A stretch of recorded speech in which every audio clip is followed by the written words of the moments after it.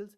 So you have to choose. Okay, this is all about the query. Believe me, I will come up with everything soon. Free preparation video, okay, roadmap video, because we do not have lot much of time, and we are not here to sell any of the courses masterclass. You can see on my screen that like basically where is the pen. So 18th February is the where is the like వచ్చినా కూడా తను వెనకడుగు వేయలేదు. Finally 2000లో తను దేనికోసమైతే అంత కష్టపడుతుందో ఆ heroine character తనకొచ్చింది. అప్పటి నుంచి వాళ్ళ అమ్మగారిని చాలా బాగా చూసుకోవాలనుకుంది. కానీ 23 ఫిబ్రవరి 2002 రోజు ప్రత్యూష వాళ్ళ అమ్మగారికి ఈవినింగ్ 7:30కి ఒక కాల్ వస్తుంది. ఆ కాల్లో ఒక అతను కంగారు పడిపోతూ మాట్లాడుతూ ప్రత్యూషని ఎవరో కేర్ హాస్పిటల్లో అడ్మిట్ చేశారు, తన సిచ్యువేషన్ చాలా సీరియస్గా ఉంది అని చెప్పి కాల్ పెట్టేస్తాడు. అది విన్న ప్రత్యూష వాళ్ళ అమ్మగారికి ఏం చేయాలో అర్థం కాదు.